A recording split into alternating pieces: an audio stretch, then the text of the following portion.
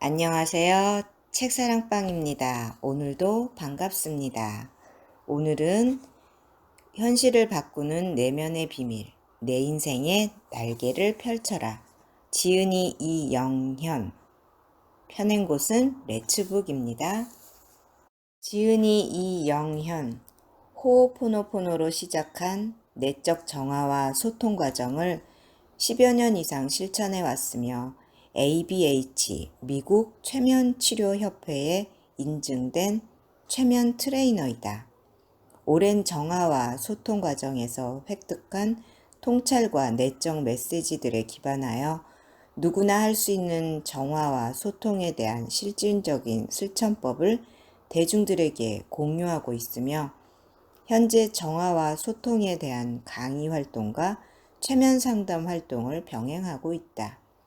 이 책은 내 인생의 호오포노포노 천사들이 들려주는 이야기와 내 아이를 위한 정화, 자녀를 사랑하는 부모들을 위한 정화 가이드북의 작가 이영현, 닉네임 핑크 돌고래의 세 번째 저서로 변화와 행복을 추구하면서도 늘 방황 속에서 진전 없이 머물고 있는 사람들에게 현실과 인생을 이끄는 숨겨진 내면의 힘에 대해 알려주고 있다.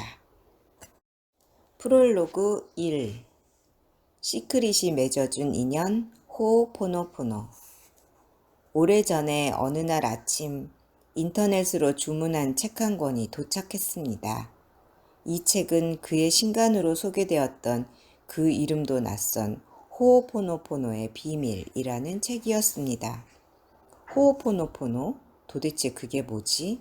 주문 같은 것인가?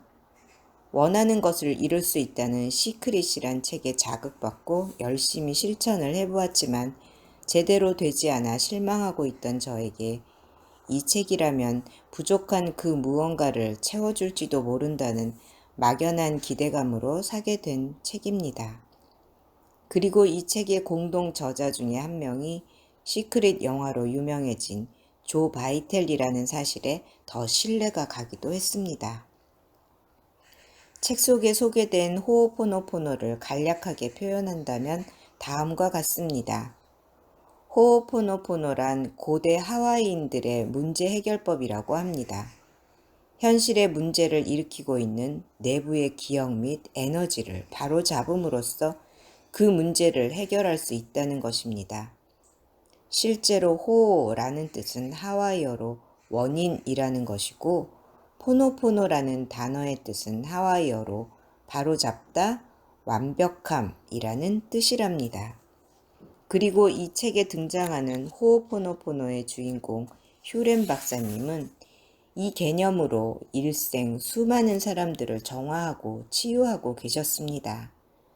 하지만 이 책에서 보인 휴렌 박사님의 모습은 저에게 너무나 비현실적인 모습 그 자체였습니다. 심리학 박사라는 분이 사물들과 대화를 주고받고 죽은 영혼들을 느끼고 자신의 신성으로부터 메시지를 들어 주변에 알려주는 등 머리로는 도저히 이해할 수 없는 내용들 투성이었습니다. 또한 미안합니다, 용서하세요, 사랑합니다, 고맙습니다. 이 몇 마디로 모든 문제가 순수하게 정화되고 풀어지게 된다는 휴렌 박사님의 말들은 도저히 논리적으로 받아들일 수가 없었습니다. 호오포노포노라는 개념 자체도 사실은 저에게 그다지 와닿지 않았습니다. 우리나라의 전통적인 문제 해결 방법들도 다 미신으로 치부하고 살던 저에게 멀고도 먼 하와이인들의 전통적인 문제 해결법이라니. 조 바이텔이 보기 좋게 포장해서 마케팅에 성공했을 뿐 사실 이것도 미신 같은 주술 아니야? 에이, 잘못 샀나 보네. 그렇게 후회와 회의적인 마음으로 한 장 한 장 억지로 읽어 나갔습니다.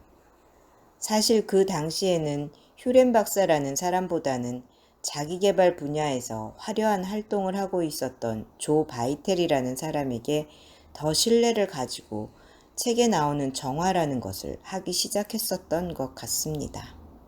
그래, 이해는 가지 않지만 조 바이텔도 하잖아. 좋으니까 하겠지. 일단 해보자.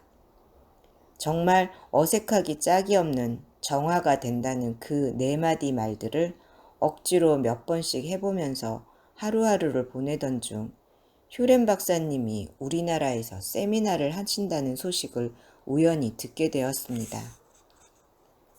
그 순간 무언가 배워봐야겠다는 기대보다는 그 세미나에 참석해서 호오포노포노가 도대체 어떤 것인지 제대로 다시 알아봐야겠다는 의지가 올라왔습니다. 충분히 질문을 하고 답을 들으면서 분석해 본 후에 이것이 옳은지 아닌지 논리적으로 따라야 할 가치가 있는지 없는지를 스스로 결정하는 생각으로 세미나에 접수를 하게 되었습니다.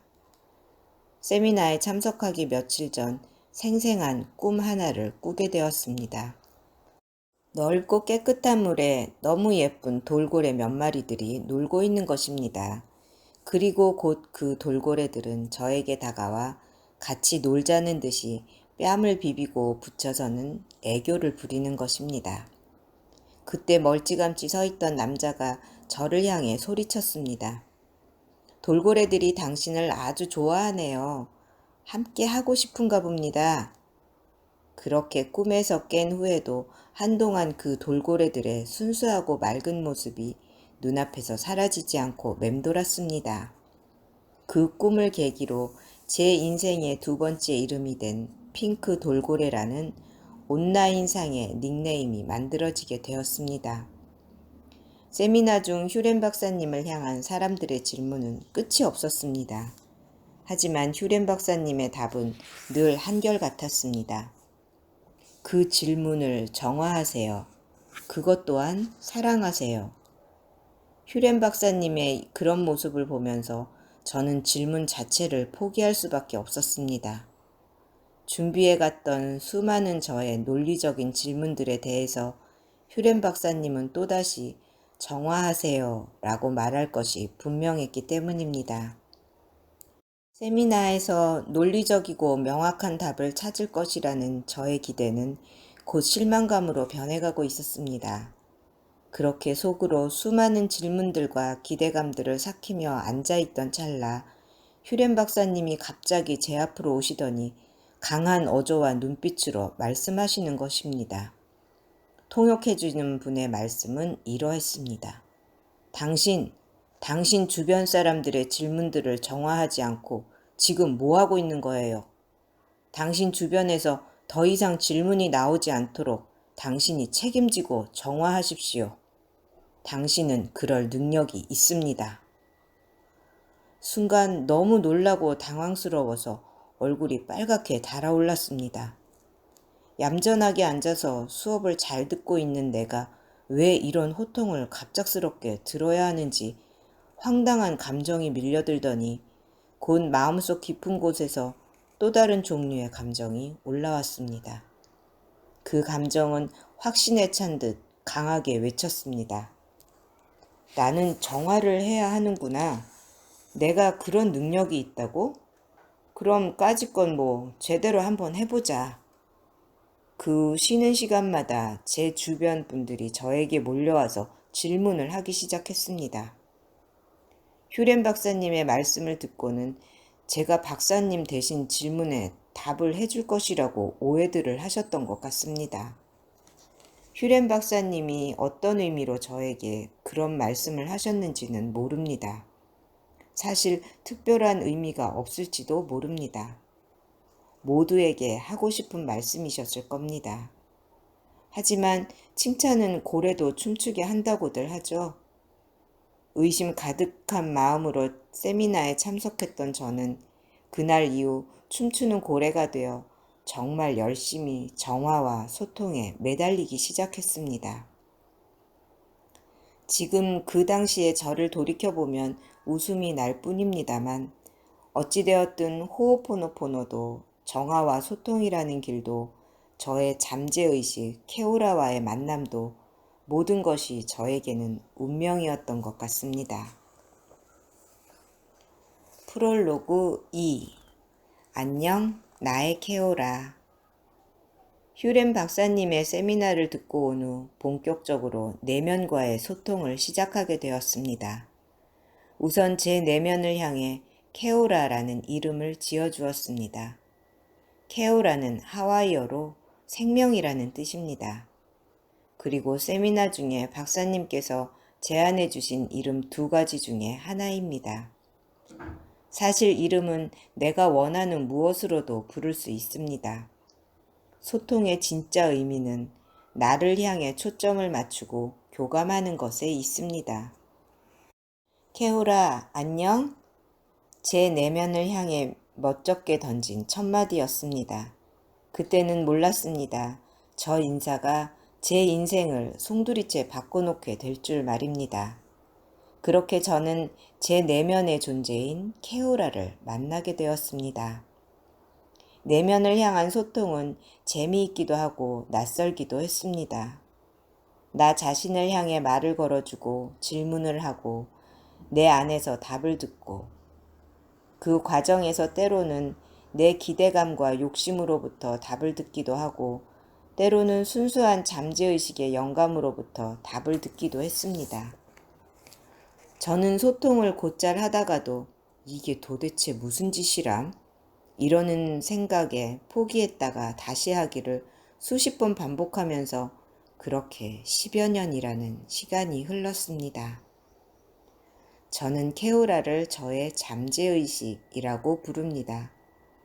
호오포노포노에서 표현하는 내면의 존재인 신성이나 아우마쿠마, 우니히피리에 정확하게 대입할 수는 없습니다. 왜냐하면 저의 내면을 향해 너는 누구니? 라고 질문을 던졌을 때 잠재의식이라는 단어가 강하게 올라왔었고 저는 이 표현을 최대한 존중해 주기로 했기 때문입니다.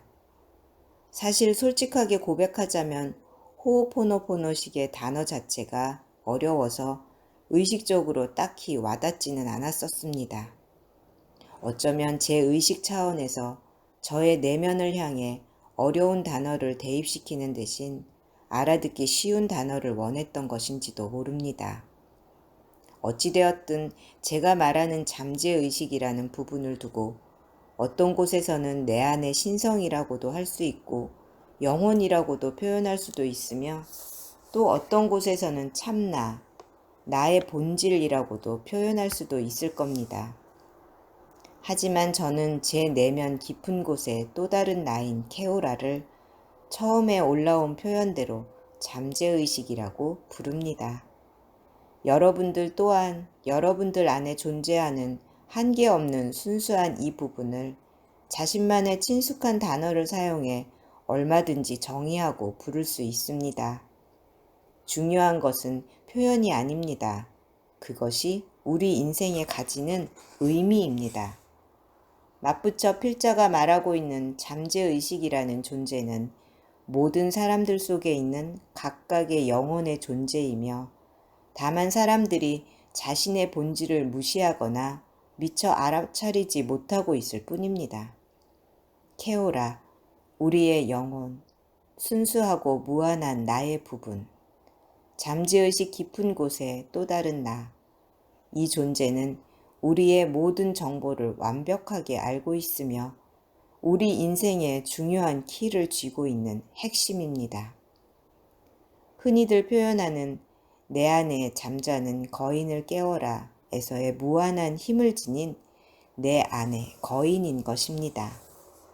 또한 소원을 들어주고 인생을 변화시키는 힘과 능력을 지니고 있는 알라딘의 요술램프에 나오는 요정 지니와 같은 존재이기도 합니다. 다만 지니와 다른 것이 있다면 우리의 잠재의식은 나의 인생을 돌보는 것이 있어 어떤 조건이나 제약에 두지 않는다는 것입니다. 때로는 무한한 사랑으로 모든 것을 품어주고 이해해주는 엄마와도 같은 존재이기도 합니다. 적어도 케오라는 저의 인생에 그런 역할을 해왔습니다. 별것 아닌 것 같았던 나와의 소통, 내 내면과의 교감은 시간이 더해지면서 그렇게 엄청난 힘으로 필자의 인생을 변화시키기 시작했습니다. 그리고 케오라는 우리의 내면을 이렇게 표현해 주었습니다. 우리의 내면은 세 부분으로 이루어져 있다고 합니다. 표면적인 의식인 현재의식과 내면의 가장 순수한 영역에 존재하고 있는 잠재의식, 그리고 수많은 기억과 정보, 감정들로 이루어져 있는 심층의식으로 말입니다. 내 인생의 비밀을 알고 싶다면, 내 인생 근본적인 변화를 원한다면, 그리고 영적 성장을 원한다면, 그 어떤 멋진 책을 통해서가 아니라 우리 안에 또 다른 나를 찾아 나서야 합니다. 우리 안에 가장 순수한 영역에 도달하기 위한 긴 여정 속에서 우리는 수많은 기억 속에 상처받은 나 자신과 마주치기도 합니다. 그렇게 기억 속의 나를 만나게 되면 안아주고, 수많은 정보로 왜곡된 나를 만나면 또 안아주고, 오랜 세월 생각과 감정에 지쳐있는 나를 만나면 그렇게 또 안아주고, 그러면서 우리는 점점 순수하게, 더 순수하게 드러나는 내 안의 진짜 잠재의식의 모습을 만날 수 있게 됩니다. 인생은 나라는 존재의 부산놀이입니다.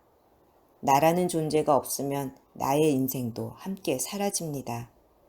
나는 그대로이면서 나가 어떻게 되어 있는지 알지도 못하면서 인생을 변화시킬 수는 없습니다.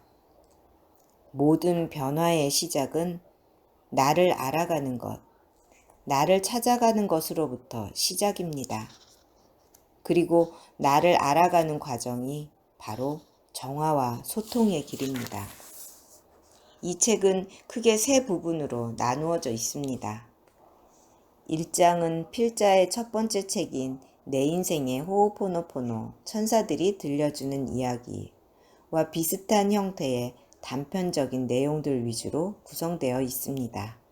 그리고 제2장은 인생을 넘어서라는 타이틀 아래 인생과 나와 나의 내면, 그리고 물질과 인생의 창조로 이어지는 과정과 원리를 조금 더 상세하게 여러 각도에서 풀어보았습니다.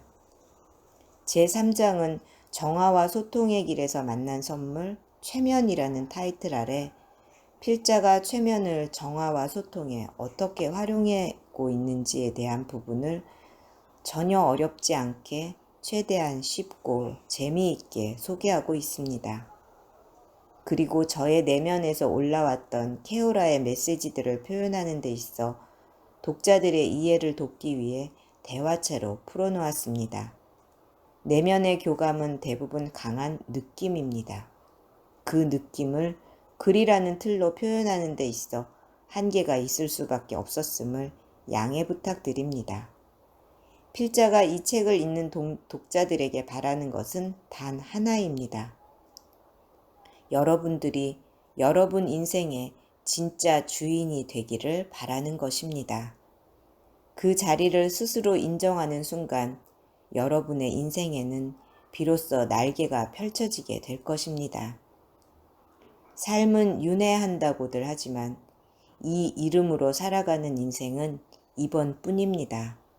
이 소중한 인생 후회 없이 살아봐야 하지 않겠습니까? 후회 없는 삶을 위하여 이 책을 펼쳐보시기 바랍니다. 정화와 소통의 의미.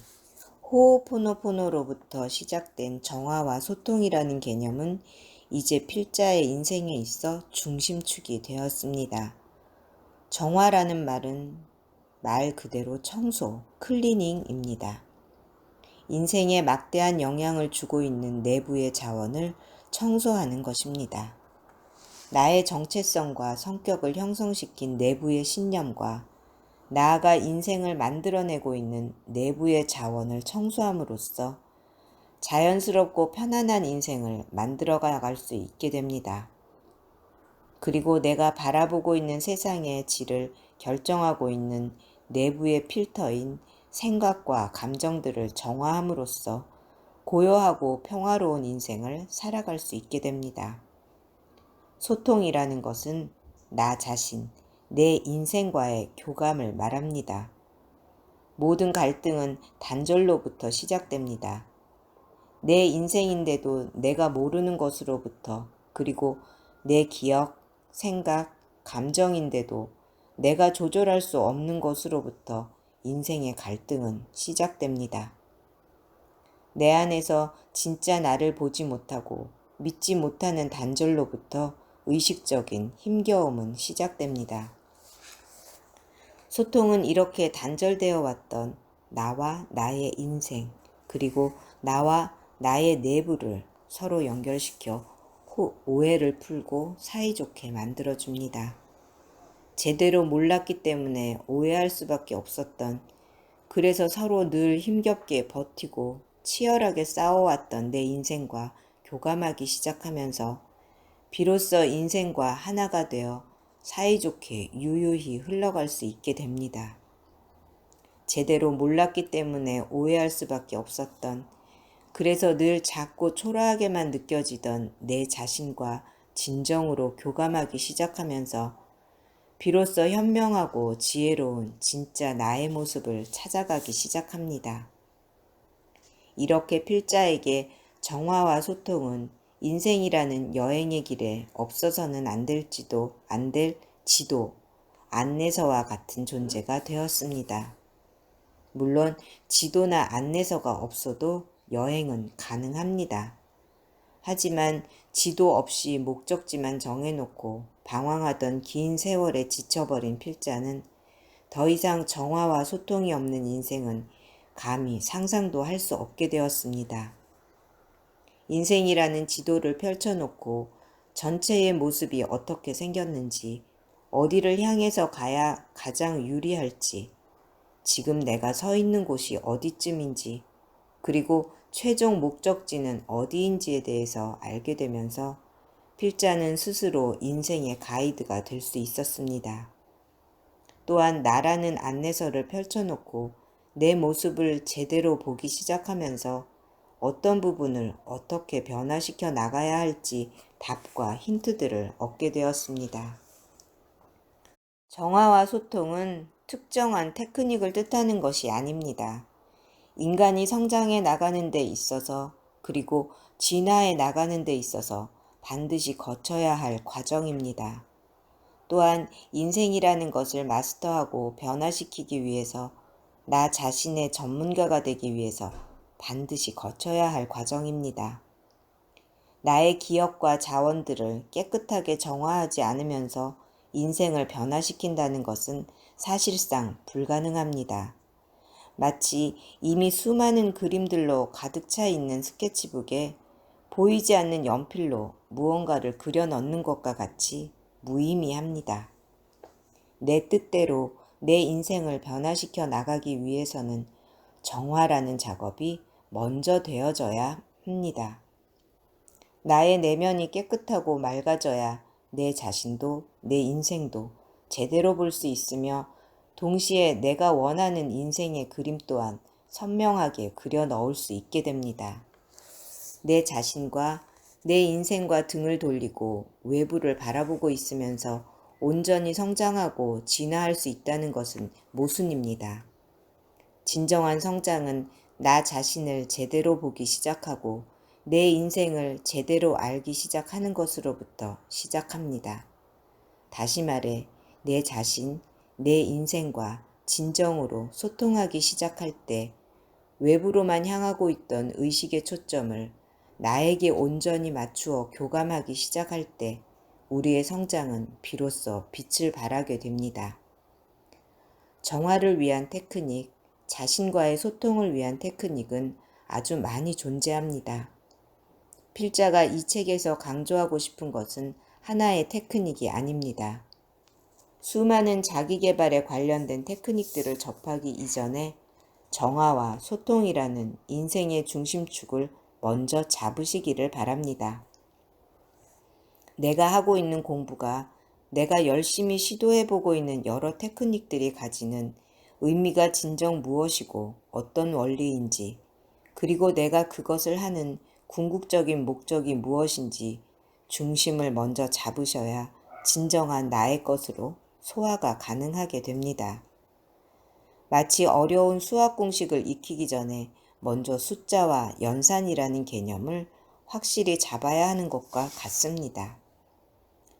정화와 소통이라는 개념이 튼튼하게 자리 잡게 되면 나의 정화와 나의 소통에 필요한 테크닉들이 알아서 눈에 들어오게 됩니다. 그리고 나에게 가장 유리한 그 도구들을 쥐고 흔들림 없이 나의 것으로 만들어 실제 인생에서 그 효과를 볼 수 있게 됩니다. 도구나 지식은 중요하지 않습니다. 그 도구와 그 정보를 이용하는 나 자신이 중요합니다.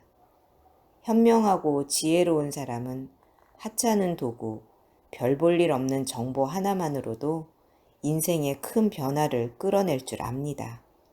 하지만 어리석은 사람은 아무리 좋은 도구와 대단한 지식들을 가지고도 오히려 그것으로 자신을 해치게 할 수도 있습니다. 모든 인생의 변화와 통찰은 도구나 대단한 정보 또는 훌륭한 스승으로부터 나오는 것이 아닙니다. 결국은 나 자신으로부터 나오게 됩니다. 그리고 그것이 진짜 나의 것입니다. 인생에 있어 가장 중요한 정화와 소통의 개념을 먼저 자신의 것으로 만드시기 바랍니다. 오늘은 여기까지입니다. 들어주셔서 감사합니다. 사랑합니다. 축복합니다. 오늘도 제가 당신을 응원합니다.